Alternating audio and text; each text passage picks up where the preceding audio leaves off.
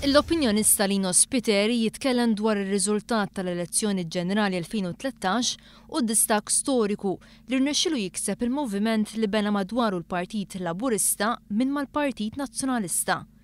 Ma' One News Lino Spiteri jgħid li ħadd ma kien qed jistenna li ser ikun hemm distak daqshekk kbir ta' 37,000 vot bejn il-Partit Laburista u l-Partit Nazzjonalista. Jiena mhux inbiss, ma naħseb ħadd ma kien jistenna li ħajkun hemm dik l-avalanġa li kien hemm. Għala kien ikbar milli kien mistenni. Lino Spiteri jgħid li l-kampanja negattiva li mbarka fuq għall-Partit Nazzjonalista matul il-kampanja elettorali poġġiet f'sitwazzjoni għar lill-istess Partit Nazzjonalista. Naħseb li ġara kienet il-kampanja nazzjonalista aggravat is-sitwazzjoni għalihom stess.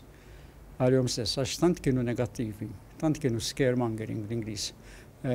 Ibeżżaw, mhux jipproponu imma jbeżżaw. Illi kien hemm ħafna nies li mhux deċiżi għalu aħna nibqgħu sejrin din il-kantalina. Spiteri qal li esponenti tal-Partit Nazzjonalista issa joħorġu anki fil-beraħ jikkritikaw it-tattika ħażina li ntużat mill-Partit Nazzjonalista fil-kampanja elettorali.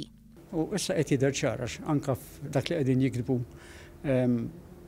membri tal-Parlament Nazzjonalisti qegħdin huma stess jgħidu illi kien hemm tattika ħażina, kien hemm klikka, kien hemm arroganza, Francis Zamid-Dimek semma l-kelma nħobb nużajjena. Kien hemm arroganza, jiġifieri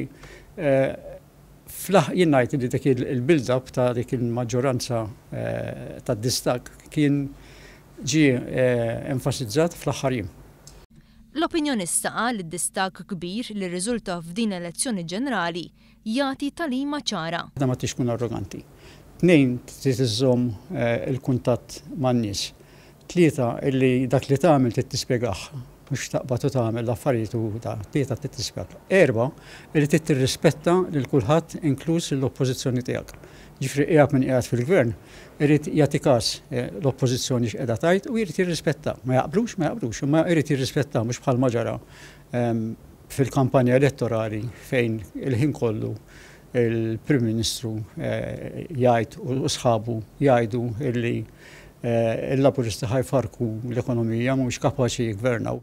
Lino Spiteri qal ukoll li dan id-distak juri illi l-elettorat immatura u ddeċida fuq il-mertu aktar mill-kulur politiku. Id-distak jirrifletti illi l-elettorat Malti Wawċi sar jaħseb iżjed minn qabel. Ma jivvotax bl-amment, sar jaħseb iżjed minn qabel, irreaġixxa għal dak li sar f'dawn l-aħħar 5 snin, irreaġixxa għal fatt li il-Prim Ministru u t-tim tiegħu kienu arroganti għax hija arroganza meta m'għandekx maġġoranza fil-Parlament issa mhux fl-elettorat. M'għandekx maġġoranza fil-Parlament u teqpa' tigverna u teqpa' tgħid il-naħa l-oħra li mhix kapaċi tigverna. Allura jirrifletti li l-poplu, naħseb iż-żgħażagħ partikolarment, saru jaħsbu iżjed minn qabel u jiddeċiedu fuq il-mertu iktar milli fuq kif kienu jiddeċiedu mis-sirjethom u ommijietom.